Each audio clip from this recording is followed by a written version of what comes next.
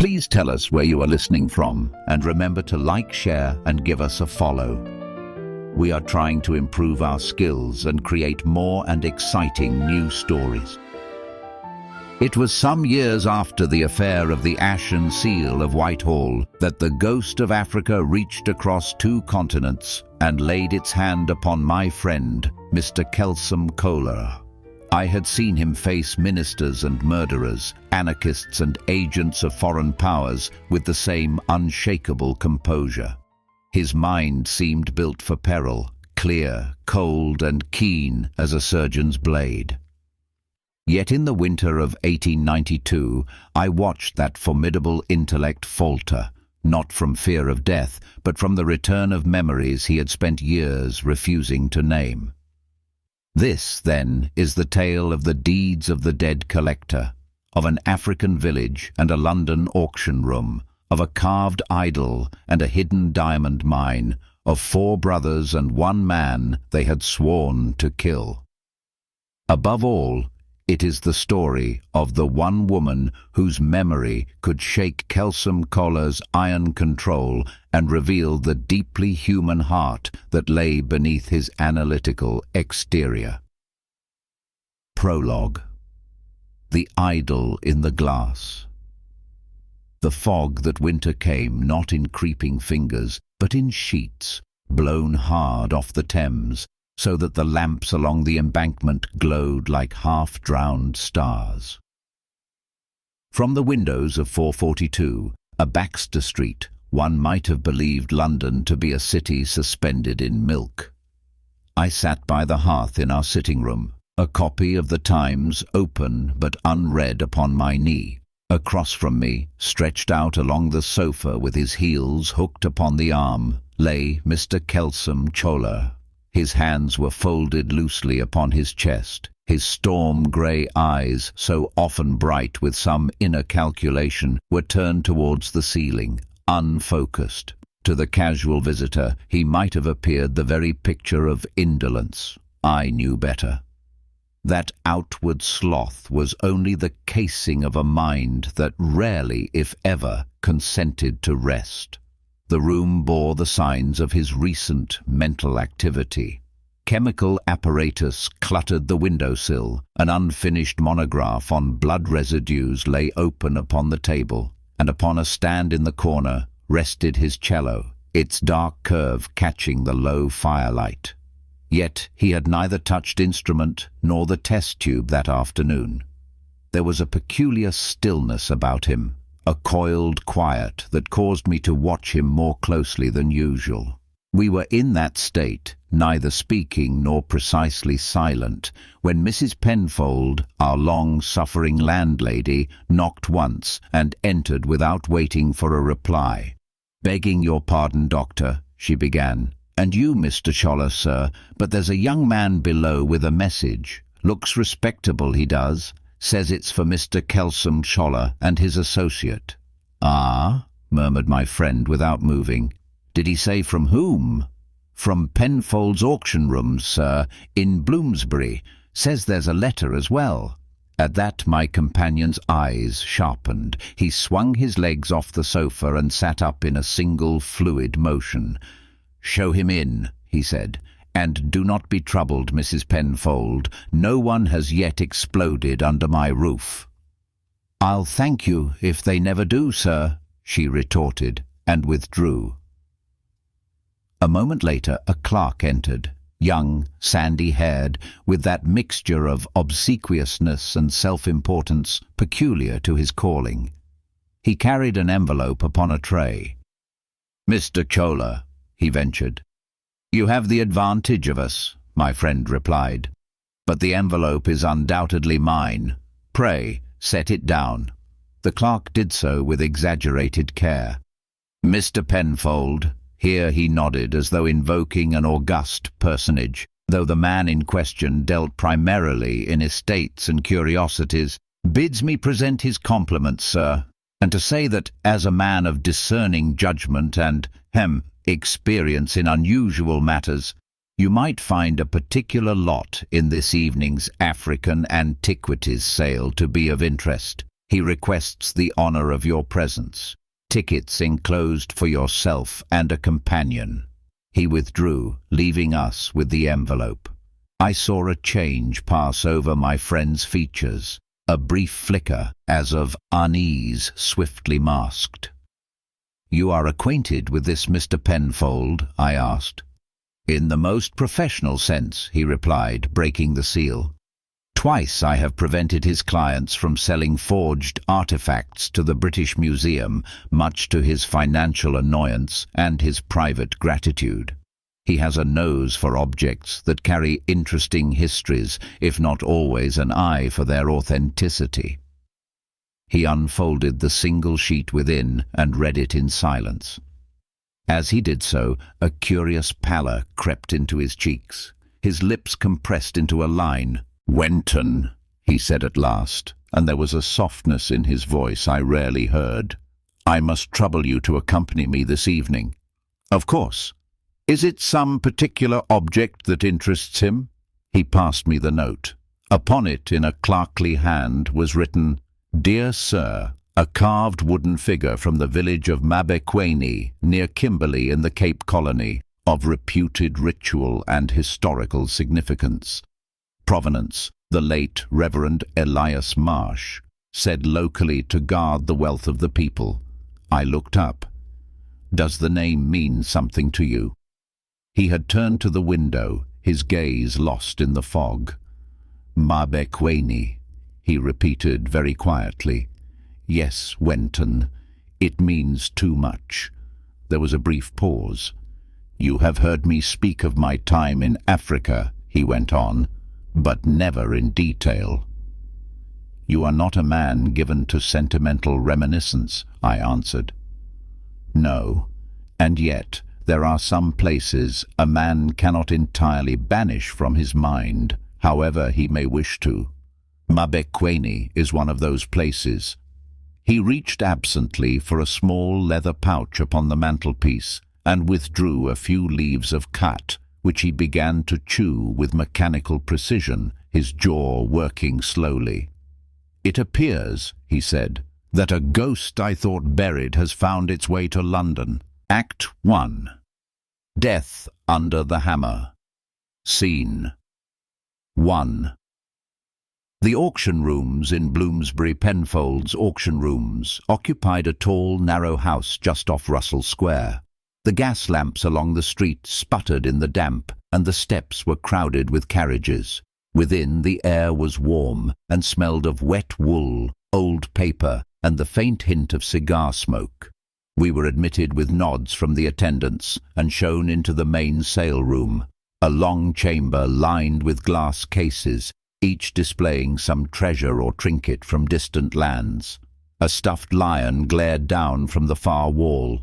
Beside it hung a Zulu shield, a pair of Arab muskets, and a rather battered French cuirass. The crowd was mixed. Stout gentlemen of means, thin gentlemen of scholarship, ladies with lorgnettes and an appetite for sensation, and the occasional foreigner moving with self-conscious caution through the crush. I saw more than one face turn to my companion, then away again, with that peculiar double-take which followed him in any gathering. His appearance drew the eye, though his manner never sought it. Tall, lean, his dark coat sitting carelessly upon his shoulders, his aquiline features composed yet alert. "If you would be so good as to observe quietly, Wenton," he murmured, "and take note of the bidders for the object in question, it may prove useful. The human element of an auction often tells more than the catalogue." "And what am I observing for?" I asked. "Dishonesty?" "Desperation," he said. "They are similar, but not identical." A bell rang. Conversation subsided. Upon a small, raised platform at the front, Mr. Penfold himself appeared, a florid gentleman with a greying moustache, whose every movement suggested that he considered his own establishment to be a temple of art and empire combined. "Ladies and gentlemen," he began, "welcome to our African antiquities sale. You will have seen in the catalogue items of great ethnological and, indeed, aesthetic interest from the Cape, from Natal, from the Transvaal, from Basutoland, and from the territories beyond. Lot followed lot. Assegais and beadwork, carved stools and baskets. Prices were modest, the bidding languid. My attention drifted, as only a doctor's can, when confronted with a parade of inanimate objects and no injuries to treat. Then Penfold's tone altered.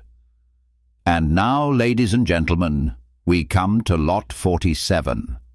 A ritual figure from the village of Mabekweni, near the Vaal River and Kimberley, formerly in the possession of the late Reverend Elias Marsh, missionary. Of kaolin-stained wood with inlay. Local tradition ascribes to it the protection of the village's wealth." At that, I heard the faintest indrawn breath from my friend. The attendant brought forth the figure, setting it upon the table beneath the lamps. It was not large, perhaps 18 inches in height, but it possessed a presence out of all proportion to its size. The wood had been smoothed by generations of hands until it shone. White clay had been rubbed into the carved features so that the eyes and mouth seemed to glow. A girdle of beadwork, some of which had been lost, encircled its midsection. Its face was solemn, stern, and at once strangely sorrowful. To me, it was an artifact. To Cholerh, I realized it was a memory. His eyes had fixed upon it with an intensity almost painful to witness. His hands, usually so still, tightened upon the back of the chair before him until the knuckles showed white. "You know it?" I whispered. "Every curve," he replied in a low voice. "It stood in the chief's hut. It watched over her." "Her?" He did not answer. Instead, he lifted his gaze and let it travel slowly about the room. "Observe, Wenton," he murmured. "7 bidders. There, there, there. Do you see?" I followed his glance and began to mark them. First, near the front, a tall, pale man with a wide, fleshy mouth and sandy side whiskers. His dress was expensively plain. His eyes, beneath a heavy brow, were fixed upon the idol with a stare that held something of hunger in it. "A city man," Cholerh supplied. "Jeweller or financier. Note the signet ring. 3 interlaced triangles. The mark of Markham and Keene, the diamond importers." To our left sat a clergyman, his clerical collar slightly askew, his complexion tanned to the colour of old leather. He fingered a rosary absently, his gaze now on the idol, now upon a small catalogue in his lap. "Reverend Samuel Keating," my friend said. "Society for the Propagation of the Gospel. He spent 12 years in the Cape. We shall speak to him later." At the rear, half in shadow, were 2 men seated together, one broad and thick-necked, with a weather-beaten face and a Boer's slouch hat upon his knee, the other narrower, with a pinched mouth and restless eyes that never seemed to settle. "Transvaal farmer, by his boots and accent," murmured Cholerh, "and an Englishman who has learned to move like a subordinate without ever quite forgetting that he is not. There is something of the overseer about him." Near the side wall, affecting a posture of boredom, lounged a man in a dark frock coat, his hair slicked back from a high forehead. He had a handsome, almost theatrical face, marred only by a certain coldness about the eyes. He tapped his cane lightly against his boot, as though counting some internal beat. "Interesting," said my companion. "He looks as if he would be more at home in a private gaming room than an auction. Note the way he studies, not the idol, but the faces of the other bidders." Finally, in the far corner, almost obscured by a pillar, stood a tall black man, his shoulders square, his gaze unwavering. He wore an ill-fitting European suit and held his hat respectfully before him. Unlike the others, there was nothing acquisitive in his expression. It was something nearer to grief. "A son of the region," Cholerh murmured, "and the only one here who understands what that object truly is." "And the seventh?" I asked. He inclined his head very slightly towards a seat just to the right of the aisle. There sat a man of middle years, with dark hair and a tidy moustache. His features, in themselves, were unremarkable, but there was a tightness in his jaw, a certain careful stillness in the way he held himself, which suggested a will controlled with effort. "Watch him when the bidding begins," said my friend. "He will not join in at once. Those who most desire something often prefer to let others set the pace." The opening bid was moderate. Penfold coaxed, cajoled, joked. Slowly the numbers climbed. £50, 70, 90. The city diamond man and the sleek gambler kept the field between them for a while, with occasional jabs from the boor. The clergyman raised his hand once, twice, then shook his head with a look of resigned disappointment as the price outran his means. And then, as the numbers crept above 100, the man beside the aisle lifted 2 fingers. 120, the clerk cried. From that point, the tempo quickened.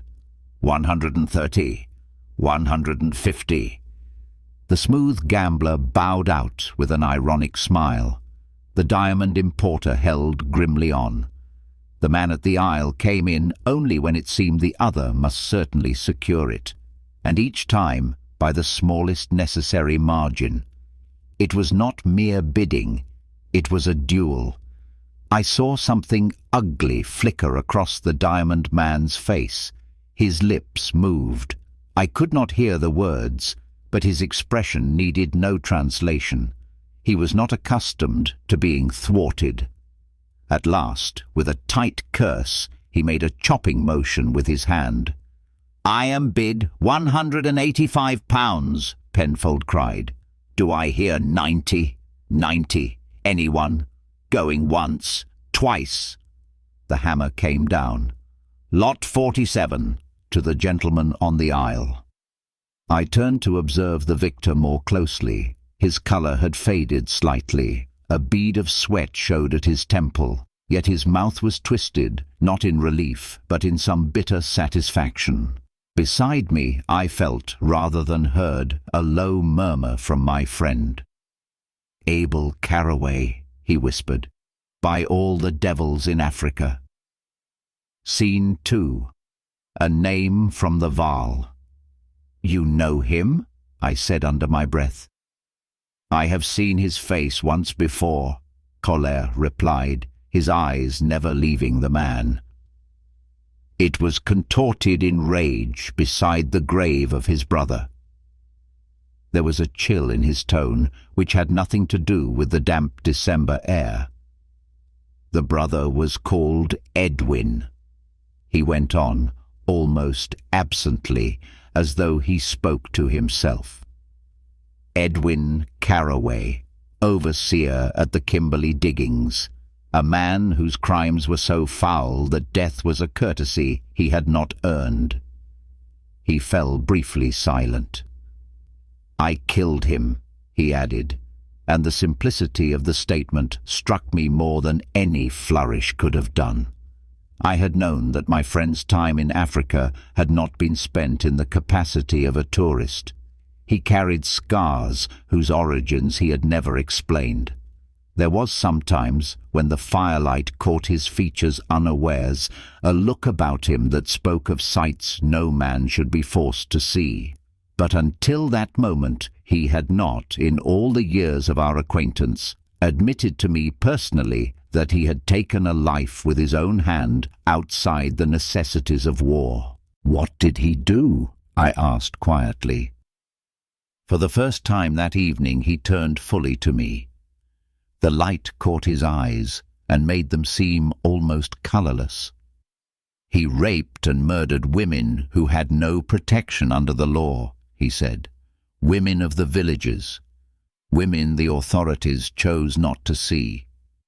Women whose husbands and fathers were beaten when they protested." The hum of the auction room receded. For a moment it was as if only we two stood there, surrounded by the ghosts of that far land. "One of them," he went on, "was the daughter of the chief of Mabekweni." He glanced at the idol, now being borne reverently from the room by two attendants, with Abel Caraway following close behind. Her name was Naledi. The way he spoke it, with a softness I had never heard in his voice before, told me more in a single syllable than any number of confessions could have done. Scene 3. The cry behind the door. If this were a civilized world, our evening would have ended there, with the idol packed away in tissue and wood shavings, the bidders returning to their clubs and parlours, and my friend to his hut and his cello. But London in the 1890s was not a civilized world. It was a city balanced precariously upon the sufferings of other lands. And that night the balance shifted. The African sale concluded amid the shuffle of feet and the promising rustle of banknotes. We made our way slowly towards the side corridor, intending to intercept Abel Caraway as he completed his business with Mr. Penfold. I confess I was curious to see how my friend would address a man whose family had, by his own account, reason to hate him.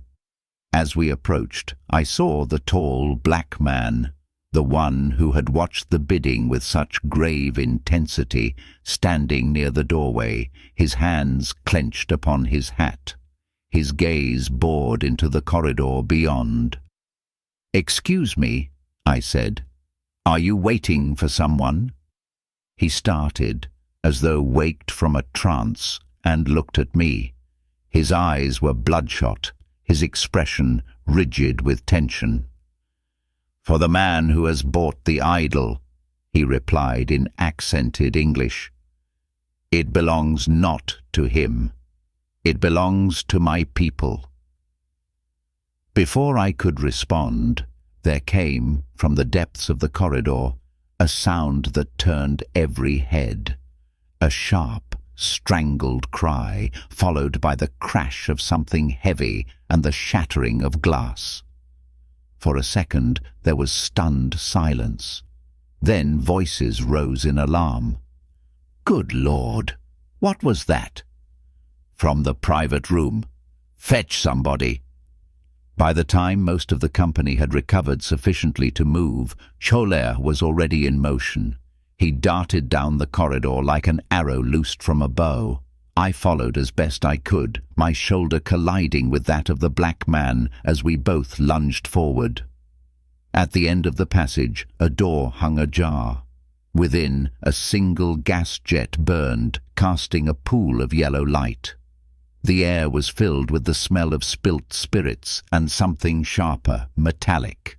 Upon the floor, amidst the shards of a broken glass case, lay a man. He was a large fellow, his once florid face now an ugly mottled colour, his mouth open. A fissure of crimson ran from his temple into his greying hair. One hand clutched at his waistcoat, the other lay outstretched, fingers crooked, as though still reaching for something. "Algernon Penfold," my friend said grimly. "The dead collector." I knelt beside the body, my medical instincts surging to the fore.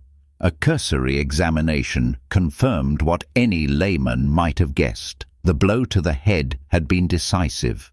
"Fracture of the temporal bone," I murmured. "There is no pulse. He died almost instantly." "From what?" demanded a voice behind me.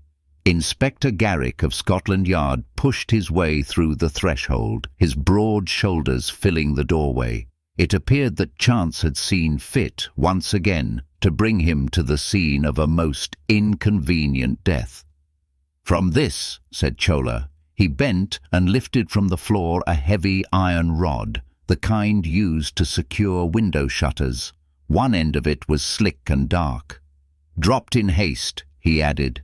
"See here, Wenton, the smear of blood upon the carpet, the splinters of wood near the door." Our murderer was interrupted. "By whom?" Garrick growled. "By the idol, Inspector," my friend replied. "Or rather, by its absence. Do you not see?" I glanced about. The room was lined with shelves and cabinets. One of these had contained by its card, Lot 47. It now stood empty, its glass front shattered inward. "When we found her," he said at last, "she was beyond any help I or you could give. There are injuries a surgeon can mend, Wenton, and others that lie beyond any hand. Her father cut his own arm and smeared his blood upon the idol. He said he would call down the ancestors upon the man who had done this. But even the dead do not always answer quickly enough." He looked at me. "I went to Carraway's camp," he said. "I dragged him from his tent. I gave him a chance to fight. He took it. He lost." And his brothers saw. They arrived as I was walking away. Abel, Thomas, and Luke. Edwin lay in the dust. I told them what he had done. They did not deny it. They called me a traitor to my race. They swore that the next time we met, it would be my blood in the dust. He dropped the fragment of the idol into a small glass vial and stoppered it. "I had half hoped," he said, "that Africa would keep them. It seems it has not." Scene 2. 3 brothers in London. The following day found us in Inspector Garrick's office at the Yard. The room, with its brown walls and smell of ink and wet leather, had become almost familiar to me. Garrick himself sat behind his desk, his heavy jaw set in its habitual expression of sceptical endurance. "I suppose I ought to send you a retainer, Cholerh," he grunted, "seeing as you and murder seem to arrive in the same cab." "Or perhaps you should abolish murder, Inspector," my friend replied mildly. "It would make London a quieter place, and my life intolerably dull." Garrick snorted. "You've seen the papers?" he asked, tossing across a copy of the Morning Standard. The headline ran, "Mysterious Death at Bloomsbury Auction. Well-known dealer killed. Valuable African relic missing." "The press have already decided it's a foreign plot," Garrick went on. "Some dark-skinned conspiracy from the colonies. They like that sort of thing. Makes for good copy." White fingers of anger tightened briefly around my friend's teacup. It was gone in a moment, but I had seen it. "Has the idol been found?" I asked. Garrick shook his head. "Whoever took it got clear away with it. We've questioned the staff, the porters, the cabbies at the rank outside. A couple of people remember seeing a crate carried out, but in that fog you could have smuggled a stuffed rhinoceros down the road, and no one would swear to it." "And the bidders," said Cholerh. "You have their names?" Garrick flipped open a notebook. "Let's see. Reverend Samuel Keating, missionary, lives in Islington. Julius Markham, of Markham and Keene, diamond merchants, Hatton Garden. One Peter van der Merwe, in from the Transvaal, says he's here about Boer grievances against the Colonial Office. A Mr. Henry Lake, of no fixed employment that I can find. A Mr. Charles Avery, gentleman. And one Mfo Dlamini, native of the Cape Colony, currently lodging in Stepney." 7, I said. We counted 7. "The 7th, Garrick grunted, "was the deceased himself. Penfold had the right to bid on items for his own stock. Idiotic practice, but there you are." "And Mr. Henry Lake," said my friend. "Describe him." Garrick's brows drew together. "Dark hair, fair moustache, medium height, 50 thereabouts." "Why?"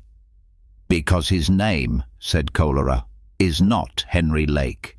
It is Abel Carraway." Garrick's lips thinned. "You're sure?" "Certain." "How do you know him?" "I killed his brother," replied my friend. Garrick stared at him for a long moment. then shook his head slowly, as though resigning himself to some fresh absurdity in a world already burdened with them. "I suppose," he said, "that if I were to be told that you'd fought a duel with the Tsar's barber on the steps of the Bank of England, I'd have to believe that as well. All right then, Caraway. That still leaves the matter of who brained Penfold." "It was done quickly," I said. "There was only time for a single blow before the crash of the case, and his cry brought the rest of us running." "And no one saw anything," Garrick muttered, "or so they all say." "On the contrary," said my friend, "one man saw more than he knows how to put into words. Dlamini, the man from the Cape. He was standing nearest the corridor when the blow was struck." Garrick grimaced. "The papers are already calling him the African suspect," he said. "You'd have me put more weight on his word than theirs." "Inspector," replied Cholerh quietly, "if you choose to trust the London press over a man who has done you no wrong, then your problem is not one of evidence, but of prejudice. I will speak with Dlamini. You may do as you please afterwards." There was a charged moment. Garrick's face reddened. Then, to his credit, he exhaled and nodded brusquely. "Very well," he said, "but I'll have someone on him regardless." "Do," said my friend. "There are at least 4 men in this city who mean him harm. Your constable may do some good as a body instead of a brain." Scene 3. The man from Mabekweni. We found Dlamini in a narrow lodging house off Cable Street. The landlady, a hard-faced woman with an apron white as snow and a disposition to match the weather outside, eyed us with suspicion until Cholerh produced his card and explained, briefly, that we were there on a matter of justice. "Justice, is it?" she sniffed. "Well, if that tall black fella's in trouble, it's not here he found it. Pays regular, he does, keeps quiet. Cleaner than most of the sailors I see." She jerked her head towards the stairs. "He's in the back room on the 2nd floor." We climbed the creaking steps and knocked. A voice responded in English, tinged with the rounded vowels of the Cape. "Come."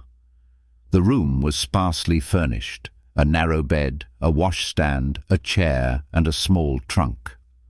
Upon the wall, someone had pinned a single photograph. A group of African men and women standing before a low cluster of huts, their faces solemn as they confronted the camera's unblinking eye. Dlamini rose as we entered. He was taller even than my friend, broad-shouldered, but not heavy. His hair was cropped close. His clothing, though cheap, was neatly kept. "You are from the auction," he said. "I saw you there." "You have a keen eye, Mr. Dlamini," said Cholerh. "My name is Kelsom Cholerh. This is Dr. Arthur Wenton. We wish to speak with you about last night's events." Dlamini's gaze flicked to me, then back to my companion. "You are friends of the police?" he asked. "We are friends of the truth," replied my friend. "The police may join our party later if they choose." Something in the frankness of his manner seemed to reassure the man. He gestured towards the 2 chairs. "Please," he said, "sit." We did so. He remained standing, as though too taut within himself to relax. "You come because they say I killed the white man," he said. "Penfold." "They say many things in this city," said Cholerh. "Most of them wrong. Tell us what you saw." Dlamini drew a long breath. "I was waiting in the passage," he said. "I wished to speak to the man who bought the idol, to ask him to sell it to me instead. It is from my neighbour's village, from Mabekweni. I was sent to bring it home." "You are from there?" I asked. "No, from across the river. But I know the people. We trade. We marry across the water." His lips tightened. "We married," he corrected, "before the soldiers came with their papers and their lines on the map." "The idol," said Cholerh gently. "You know its story." Yes, it guards the place where the diamonds are. The old chief, Jabulani, told the missionaries that the stones were for his people, for schools, for doctors, for guns to defend themselves if need came. He did not wish to lose them to the companies. The missionaries took the idol for safekeeping. It never came back. The old chief died. The white men took more land. The people sent me here to find the idol and bring it home. They sold cattle, goats, everything. His voice thickened. I did not have enough money, he said. When the bidding went so high, I could not follow. When the hammer fell, I thought the ancestors had turned their faces away. They may yet look kindly upon you, said my friend. Go on. You were in the passage.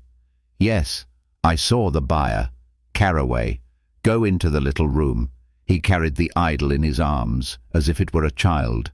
Penfold went with him. They closed the door. I waited. Then I heard voices, angry voices.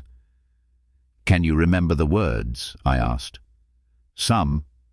He frowned in concentration. Penfold said, You cannot do that to me. Our agreement. And the other said, The agreement has changed. This is not just wood. There is more at stake than you understand. Then there was the sound of something scraping, a table perhaps. Penfold shouted. There was a blow, a cry. Then the sound of breaking glass.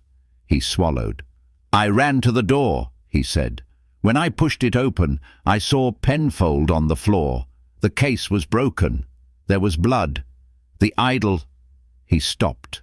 The idol, said Cholerh. It was on the table, Dlamini said.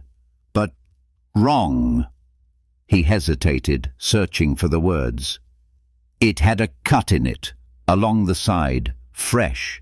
There were small pieces of wood on the cloth, and the man, Caraway, he was there too. He held something in his hand, a little roll of, I think it was bark or paper wrapped in skin. When he saw me, his face, he shook his head. He said, You, get out. I did not move. Then he raised the iron bar. I thought he would strike me, but other men were coming. He dropped it and pushed past me. I think he put the little roll in his coat. I wanted to follow, but they were shouting, and the policeman came, and they said, I must stay. He spread his hands. That is all. It is enough, said my friend. He rose, his movements controlled. Mr. Dlamini, he said, you have done nothing wrong. Nevertheless, there are men in the city who would be very glad to see you blamed for an Englishman's death. You must be cautious. Do not walk abroad alone at night. If anyone comes asking questions of you, answer them truthfully, but ask them for their names. If those names are not Inspector Garrick or Mr. Kelsom Cholerh, you will send for us before you say another word. Do you understand? Dlamini's jaw set. You believe me? He asked. Yes, said my friend simply. The man's eyes closed just for a moment. When he opened them again, there was something new in them, a look of fierce, fragile hope. Then I will do as you say, he replied. Act 3. The Brothers Hunt. Scene 1. The Shadow by the River. In the days that followed, London did what London always does. It absorbed the sensational and returned to its commerce.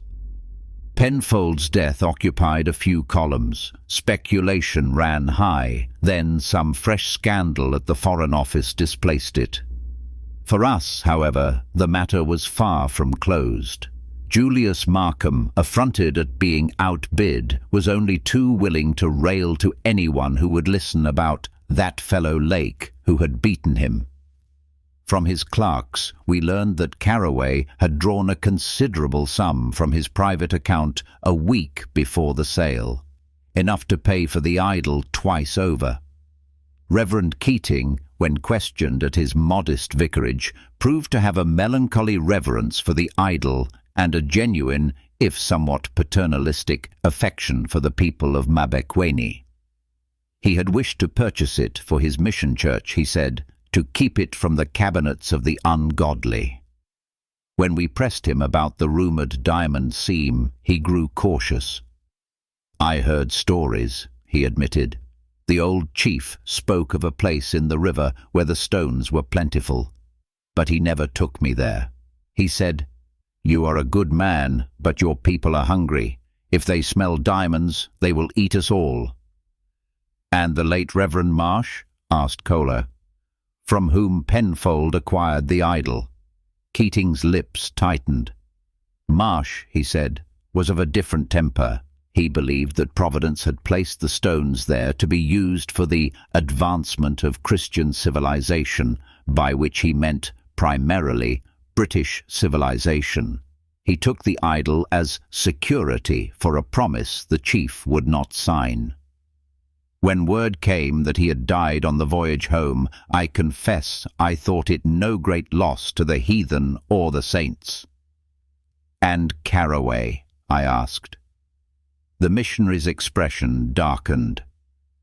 "There are some men," he said slowly, "who are like jackals in human skin. Edwin Caraway was one such. His brothers are little better. Abel has a smoother tongue. Thomas is mean as a stoat. Luke watches.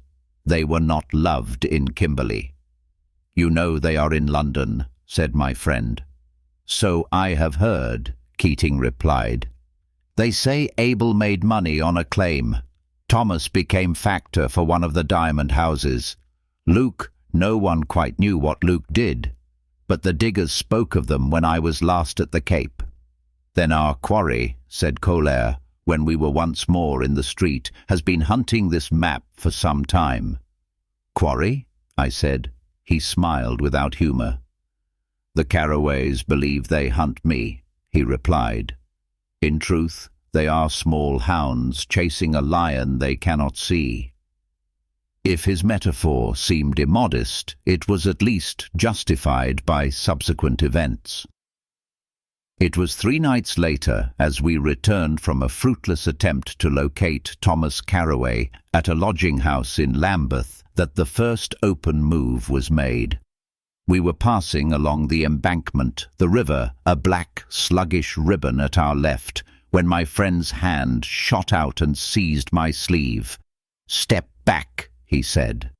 I obeyed instantly, a habit acquired by long association with him. A second later, a shape detached itself from the gloom beneath one of the stone balustrades and hurled itself at the space we had just vacated, something metallic gleaming in its raised hand. My friend moved with a speed that seemed almost inhuman. He twisted, caught the attacker's wrist, and pivoted. There was a sickening crack as the man's arm was wrenched behind his back and his knife clattered to the paving.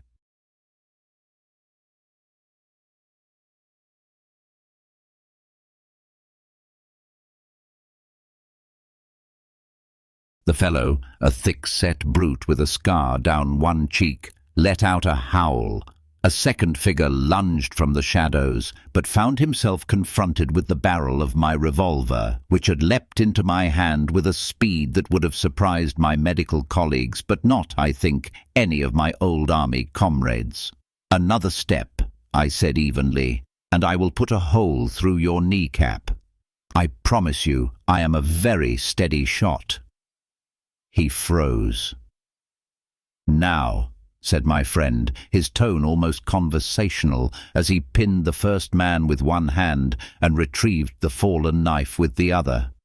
"Perhaps you gentlemen will tell us which of the Caraway brothers forgot to teach you that it is unwise to attack a man from behind without first ensuring he is deaf." The second man spat on the pavement. "Abel says you're clever," he snarled. He says you think you're better than your own kind. My kind, said Cholerh, is the kind that does not rape and kill women and then call it sport. If that is what you mean, I am content to be considered a traitor. He flicked the knife lightly, examining its blade. Low steel, he observed. Limehouse work. Hired muscle, then, not family. The man under his hand struggled futilely. You'll swing for this, you will, he growled. Caraway'll see to it. This is his city now. A momentary shadow crossed my friend's features. It is not his city yet, he said. Wenton, would you be so good as to fetch our friends to a constable? I believe attempted murder of two respectable gentlemen still carries some weight, even when the gentlemen in question have spent time in Africa. We delivered the two thugs, protesting violently all the while, into the reluctant arms of a night policeman who, upon hearing my name and credentials and my friends', agreed, with many misgivings, to march them to the nearest station.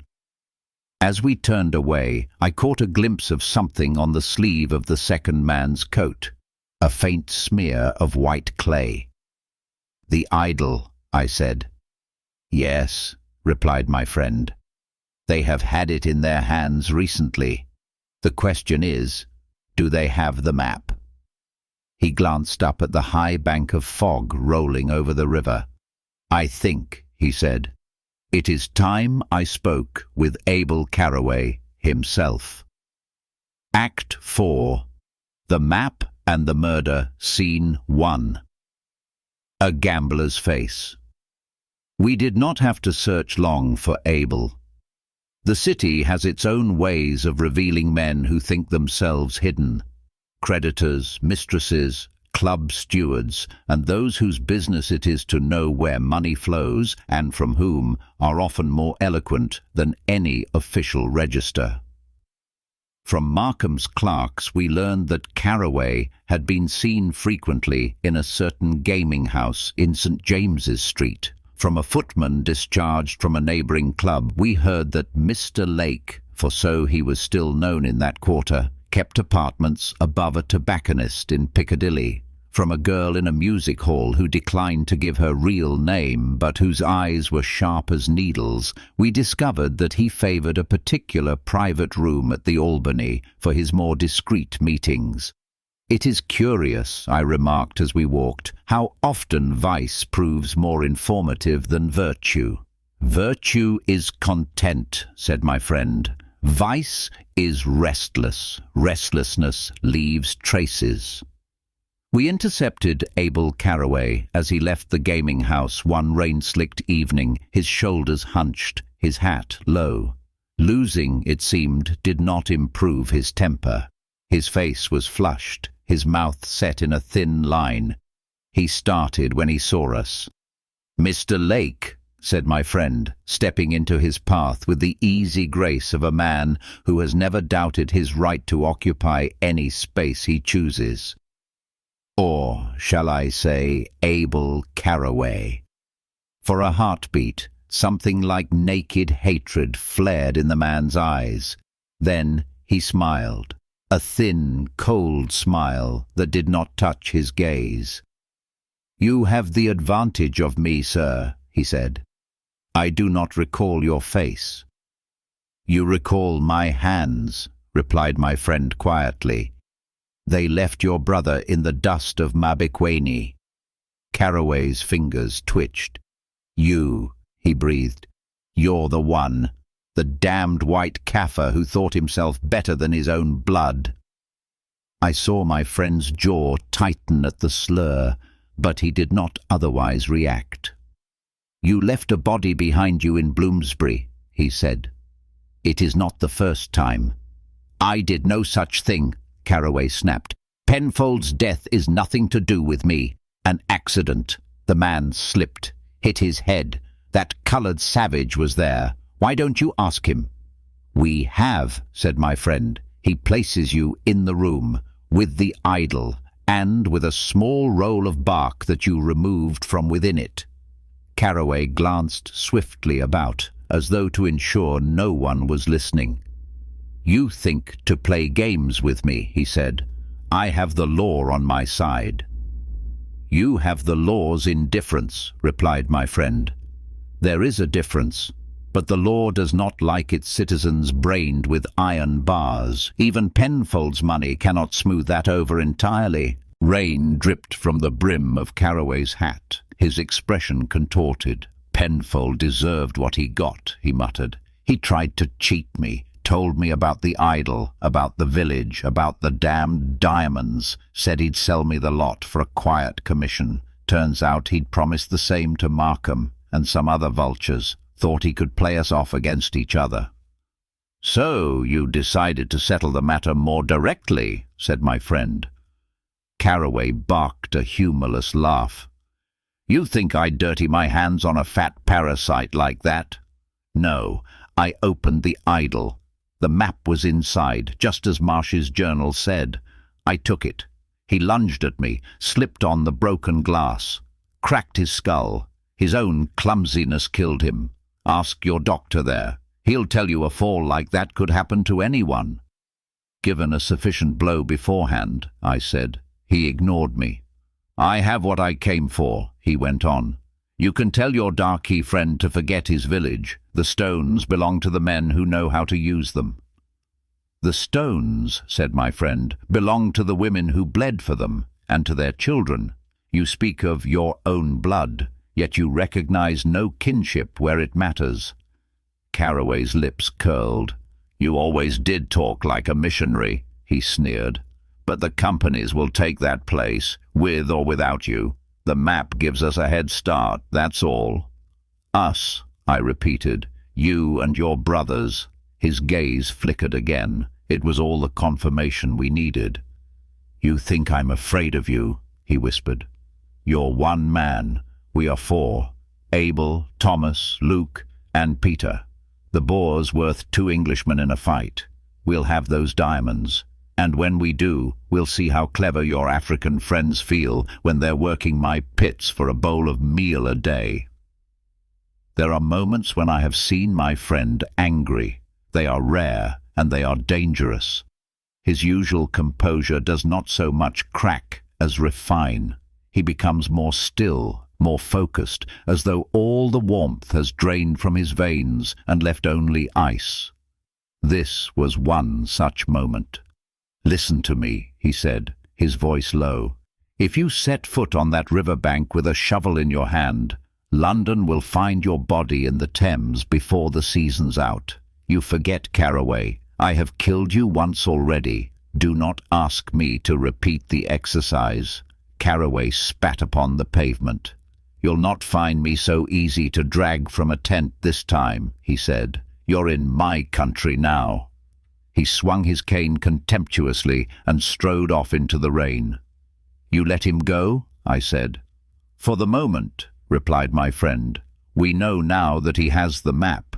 The question is, where does he intend to keep it, and how does he mean to use it?" He turned his face up to the wet sky. "I think," he said, "that the dead collector may yet have something to tell us." Scene 2. The Journal of Elias Marsh. It was to the British Museum that we went next, not as supplicants at the Temple of Knowledge, but as burglars with permission. Reverend Keating, it transpired, had in his possession a series of letters from the late Elias Marsh to the Missionary Society. These, together with a box of papers of the deceased Penfold, had been sealed pending the settlement of his estate. With a few well-chosen words and a letter from Garrick, we obtained access to the latter at his solicitor's office. Among the bills and inventories was a small, leather-bound notebook. "Marsh's journal," said my friend, leafing through it. Keating mentioned that Penfold had bought some of his notebooks with the idol. He must have kept this one back. Ah! The entries, written in a tight, crabbed hand, recorded Marsh's journey from Kimberley to the outlying villages, his dealings with the locals, and his increasingly avaricious obsession with their rumoured wealth. June 14th. Visited Mabekweni again. The old chief, stubborn as ever, speaks of a gift of God in the river but will not show it. Says it is for the children's children. I reminded him that all good gifts come through the hand of the church. He smiles and says nothing. Infuriating. June 27th. Noted that the men return from hunting with unusual stones among their belts, clear, shining, like the Kimberley stones. They hide them when they think I do not see. July 3rd. Have conceived a plan. There is an idol in the chief's hut, considered sacred. If I take it as pledge for a contract, agreeing to guard the secret seam in exchange for a share, he must accept. I shall draw up an agreement. London will not refuse a man who presents them with such riches. July the 5th. Success of a sort. The chief refused to sign my paper, but allowed me to take the idol, saying the ancestors would judge between us. I believe he hopes I shall fail to find the place without him. Fool! I have watched his men. Their feet leave traces. I shall follow. The next entries grew disjointed, the script more hurried. July 9th. Have found it. A bend in the river where the gravel is thick with stones. I filled my pockets from the shallows alone. The natives have concealed the main pit with branches. They hoard this treasure like savages, while London starves for investment. July 11th. Damnable affair. The overseer Caraway has caught wind of my discovery. He came to my camp tonight, drunk and ranting about his share. I believe he has been forcing himself on the native women again. Disgusting creature, but he is useful. He knows men who can quietly finance an expedition without the interfering hands of the society. July the 14th. News. The chief's daughter, Naledi, assaulted. Village in uproar. They blame Caraway. He denies it, of course. Says she asked for it. I do not know what to believe. The girl was often seen near his camp. Might have been a temptation. Still, I told him to keep away from the village for a while. We cannot have unrest so near the seam. I saw my friend's hand tighten on the page. He knew, he said quietly, and did nothing. The final entries were brief. I saw my friend's hand tighten on the page. He knew, he said quietly, and did nothing. The final entries were brief. July 16th. Violence. The wandering Englishman, Cholerh his name, has killed Caraway in a fight. Says it was justice. Damned sentimentality. Now I must deal with his brothers instead. No doubt they will want a larger share. July 21st. Leaving for England with the idol and a draft of the map hidden inside it. Have made marks only I can interpret. Once I secure backing in London, I will return and secure the seam properly. There the journal ended. His marks, I said, are they? Code, replied my friend, turning the pages. A crude cipher. But the pattern is clear enough. Latitude and longitude, adjusted from the mission station. And here, a diagram of the river bend, with the idol drawn at the center. The map in the idol would have matched this. Caraway now has it. He closed the notebook. Marsh cared nothing for the people of Mabekweni, he said. Only for what their river could bring him. Penfold was little better. The Caraways are worst of all. The only man in this affair who wishes to see that wealth used as its owners intended is Mpho Dlamini. And you? I said. He gave a small, bleak smile. I, he said, am an interloper in every land I walk. Yet there are some promises a man makes without words. Naledi died because I thought it was not my quarrel. I shall not make that mistake twice. Act 5. The Deeds of the Dead. Scene 1. a trap with two ends. It was my friend who devised the plan. It fell to me, as so often, to fret over the dangers and then follow him regardless. "The Carraways," he said, pacing our sitting room with that agitated grace that always precedes some bold move, "are driven by two hungers, for wealth and for revenge. We must use both." "How?" I asked. "By convincing them," he replied, "that I am about to rob them of the fruits of both." He sketched it out. We would allow word to reach Carraway, through channels we knew he watched, that the police were close to discovering the map's significance, and that, to avoid the risk of its seizure by the authorities or by rival interests, I had persuaded Inspector Garrick to release the idol and its contents into my custody, on the pretext of deciphering Marsh's notes. In truth, of course, neither idol nor map were in Garrick's hands. The idol was gone. The map lay for the moment in a safe under Carraway's bed, but he could not know that we knew that. "He will assume," said my friend, "that Garrick is more diligent than he is. He will believe that the map, and perhaps a copy, might be in a police safe. The idea of such a prize, so close and yet so out of his reach, will be intolerable to a man like Abel. He will need to act quickly and without subtlety. We chose our battleground with care. At Garrick's reluctant acquiescence, a rumour was set afloat that I would attend the British Museum one evening to examine certain African materials for the yard, including, it was hinted, the contents of a recovered idol.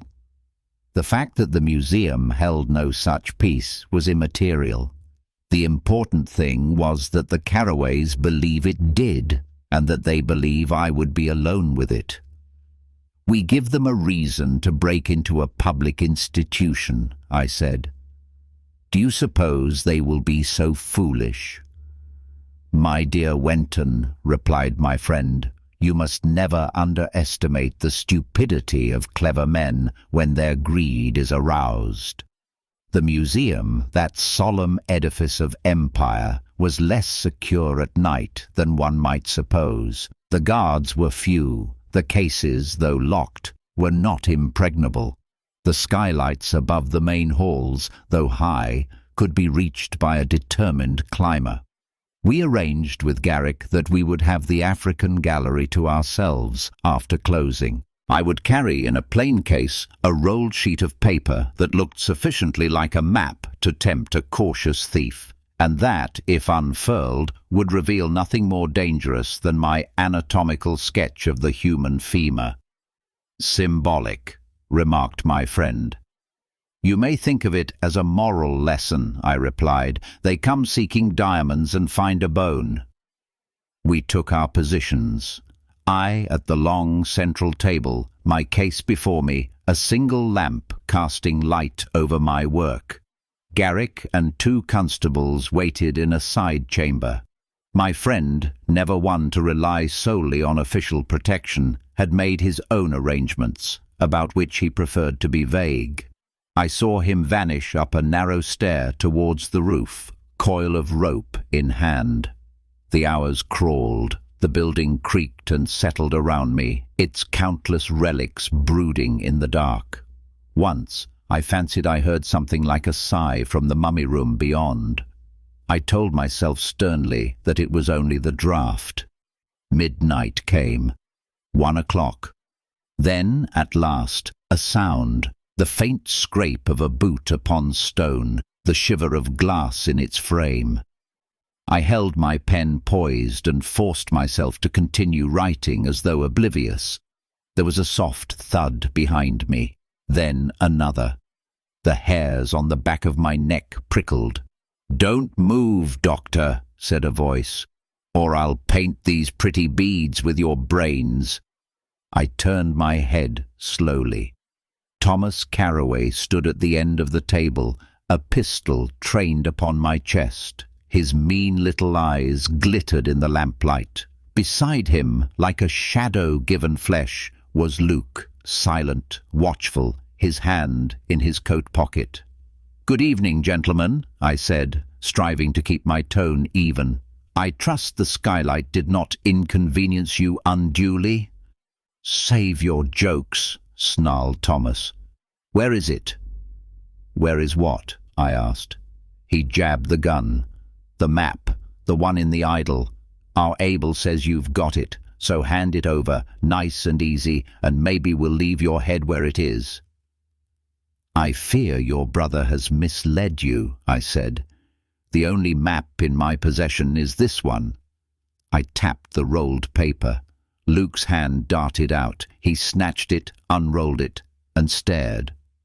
"What's this?" he hissed. "It's a leg." "A femur, to be precise," I said. "Very educational, I assure you." Thomas's face purpled. "You think this is funny?" he growled. "Abel says we take you apart if you lie." "I did not say that, Thomas," came a new voice. Abel Carroway stepped from between the cases, his cane tapping softly on the floor. His face was pale with controlled fury. His eyes gleamed. "I said we make him watch while we take apart his friend," he went on. Another shadow detached itself from the darkness. Peter van der Merwe, the Boer. His heavy shoulders stooped, his expression wary. "4," I said. "How thoughtful of you to gather together. It saves us the trouble of hunting you one by one."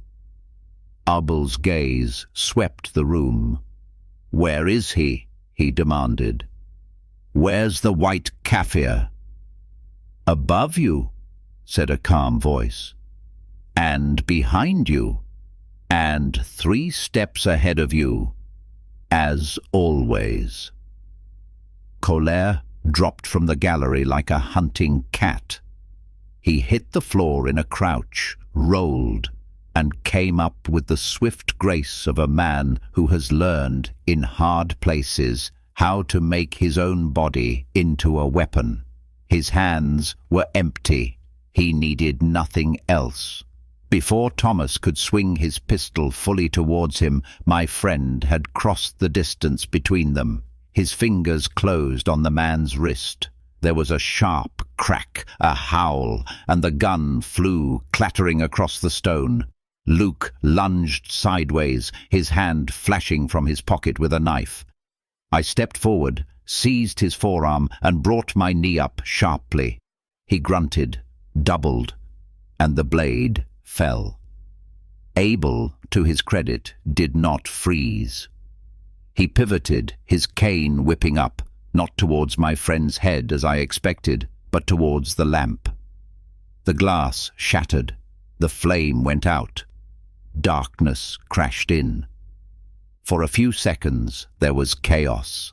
The scuffle of boots, the hiss of a curse, the thud of bodies colliding. I felt, rather than saw, a shape hurtling towards me and threw myself aside. Something swung past my ear. My shoulder hit a case. An Egyptian god stared down at me in dignified disapproval.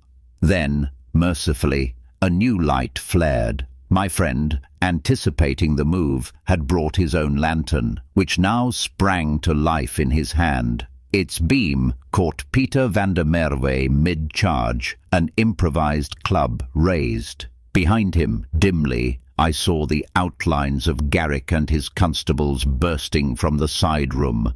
"Drop it!" roared Garrick. "Drop it, or I'll—" Peter, panic overcoming sense, swung. The club, an iron bar borrowed from some maintenance closet, caught Garrick's nearest man on the shoulder, sending him crashing into a case. The second constable fired blindly. The bullet ricocheted off the stone arch with a whining scream. "Enough," said my friend. He moved. What followed is difficult to describe, for it happened with such speed that my eye could scarcely follow. One moment Peter was raising the bar for another blow. The next, he was on the floor, my friend's knee in his back and his wrist twisted so that his fingers spasmed open. The bar rolled away. Abel, seeing his advantage evaporating, made for the doorway. "Stop him!" I cried. "I have him," said a new voice. From the gloom beyond the threshold, a large figure stepped. A hand shot out and seized Abel by the front of his coat, lifting him almost off his feet. It was Mfo Dlamini. "You!" hissed Abel, eyes wild. "You black dog, get off!" "You took what is not yours," Dlamini said. His voice shook, not with fear, but with something deeper. "From my neighbors, from my sisters, from Naledi." He hurled Abel backwards into the room. The man stumbled, tripped over Thomas's sprawling legs, and went down. Garrick, by now recovered, loomed over him, his pistol drawn. "Abel Carraway," he said, panting, "I arrest you in the Queen's name for attempted murder, for complicity in the death of Algernon Penfold, and for about a dozen other things I've not got breath enough to list." Thomas, whimpering, clutched his broken wrist. Luke glared mutinously from where he knelt, his hands bound behind him with my belt. Peter lay face down, groaning. The brothers' hunt was over. Scene 2. A choice by the fire. It was 3 days later, with London once again sheathed in fog, that we sat in our familiar room at Baxter Street, the idle splinter resting in its vial upon the mantel. Abel, Thomas, and Luke Carraway awaited trial. Peter van der Merwe, though he protested that he had only come along for a bit of excitement, had been persuaded by Garrick's stony gaze that there were better ways to cure boredom than assisting in an armed robbery. The map, taken from a hidden compartment in Abel's apartments in Piccadilly, lay upon our table, its ink still vivid, its lines clear. It matched Marsh's ciphered notes exactly. Dlamini sat opposite us, his large hands folded, his eyes fixed upon the paper. "With this," he said slowly, "I can go home. I can show them. They can dig their own stones for themselves." "For a while," said my friend. Dlamini looked up. "You mean the companies?" he said. It was not a question. "Yes. Once the seam is known, they will come, with papers and guns and policemen. They will say the Queen has a right to what lies under her subjects' feet. They will offer a few coins, perhaps, a school, a well, and when that is not enough, they will take the rest by force." "That is what always happens," Dlamini said quietly. My friend regarded the map. "There is another possibility," he said. "We destroy it." Dlamini's hands clenched. "No," he said. "We sold cattle to send me here. Goats. Our best land. If I go back with nothing, what will I tell them? That I learned to drink English tea and walk in English fog? They need this. They need water," said my friend, "and safety, and the right to live without men like Abel Carraway digging up their river and poisoning their children with dust. Diamonds bring none of those things, only more men like Carraway." Dlamini's jaw worked. "You speak as if you are one of us," he said, "but you are not. When you are tired, you can go back to your city, to your woman, to your, what do you call them? Clubs. We stay. The stones stay. The men with guns stay. We have no other place." My friend flinched, almost imperceptibly, at the word woman. For a moment, Naledi's name seemed to hang in the air, unspoken. He rose and crossed to the window. The fog blurred his reflection.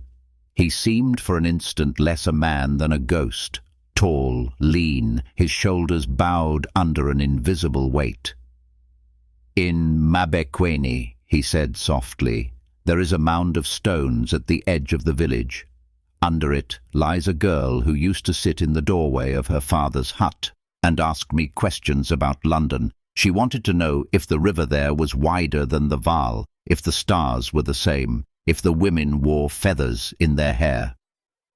Dlamini watched him, his dark eyes intent. I told her, my friend went on, that the stars were the same, but the river was dirtier. She laughed. She said she would like to see it. I told her that one day, perhaps, she would. He turned. She never will, he said, because I believed that her suffering was not my quarrel, because I walked away when her father begged me to act. The diamonds will not bring her back. They will not prevent the next Naledi from dying, but they might, if used wisely, build a school, a clinic, a well. They might buy guns to be used in desperation. They might buy peace for a time. He looked at Dlamini. I cannot decide this for your people, he said. It is not my right. You must choose. Dlamini lowered his gaze to the map. For a long time he said nothing. At last he lifted his head.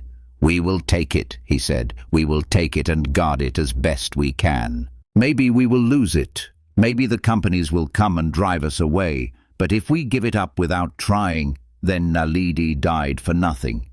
The others died for nothing. I cannot accept that. My friend regarded him silently, then nodded once. Very well, he said. He took up the map, rolled it carefully, and tied it with a length of plain twine. You will not travel alone, he added. Garrick has arranged for you to accompany Reverend Keating on his return to the Cape. He is not a perfect man, but he is less imperfect than most.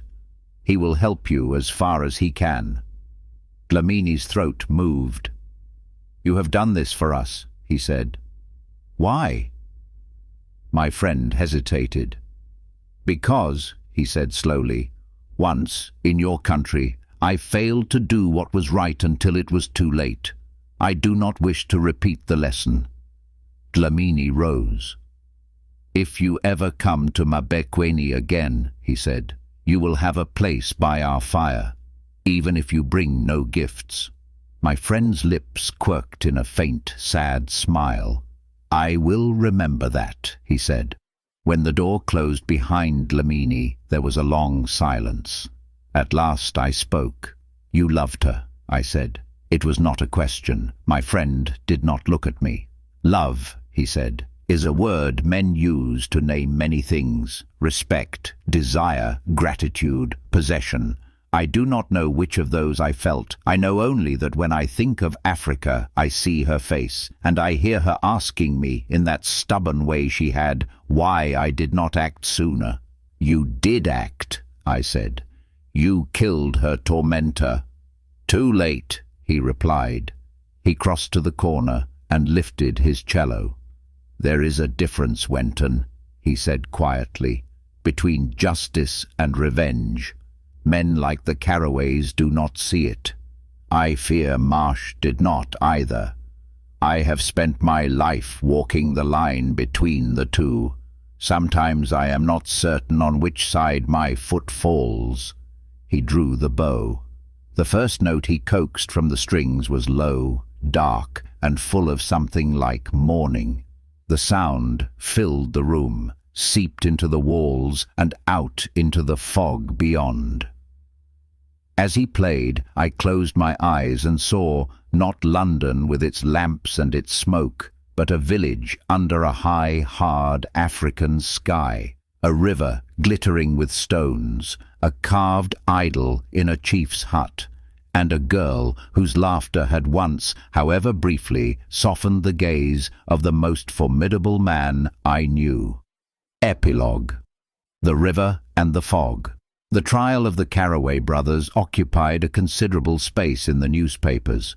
They were convicted in the end, not for their crimes in Africa, for those lay too far beyond the comfortable vision of the court, but for the one death that London chose to see. that of Algernon Penfold, late of Bloomsbury. The testimony of Mfo Dlamini, calm and clear, did much to secure that verdict. Abel's attempts to cast blame upon him faltered under the weight of evidence and of Garrick's unexpectedly fierce insistence that the man's word was as good as any Englishman's. "You may be a damned nuisance, Cholerh," he said to us afterward, "but you were right about one thing. The law shouldn't have a colour." For Garrick, this was as close to a revelation as the road to Damascus. News from Africa, as always, came slowly. Months later, a letter arrived from Reverend Keating, written in his neat, spare hand.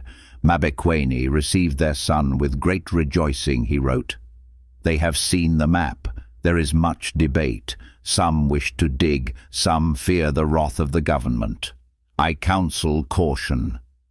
But they are a proud people. They may do as they will. I fear trouble from the companies in time. Yet for now there is hope. A well has been dug with some of the money you sent. A school is planned. They speak your name, Mr. Cholerh, at their fire. They say the white man who once failed them has, perhaps, tried to make amends. My friend read the letter and said nothing for a long time. At last he folded it carefully and placed it in the same drawer where he kept certain newspapers' clippings, a photograph of an army hospital tent, and a dried sprig of a plant that I knew by now was not merely a stimulant to him, but a tether to memories he could neither wholly abandon nor fully embrace. London, meanwhile, rolled on. Its fogs rose and fell. Its ministers made speeches, its policemen trudged their beats. Somewhere along the embankment, a man might pass my friend in the street and never guess that the tall, spare figure with the aquiline nose and the unreadable eyes had once stood between a village and a pit full of diamonds, and chosen, at last, not wealth, but a difficult, partial human justice. I, for my part, continue to set these things down as best I can. For if London is built upon the deeds of men like Marsh and Penfold and the Carraways, it is also, in some quieter way, balanced by the choices of men like Mfo Dlamini, like the chief who hid his seam for his children's children, and, though he would deny it, like my friend, Mr. Kelsom Cholerh. It is my hope that in years to come, when the fog has closed over all our footsteps, some reader may look upon these pages and know that once in this has been a Kelsom Cholerh short story, brought to you by Orbinwood Media. Please like, follow and share. Goodbye for now, until next time.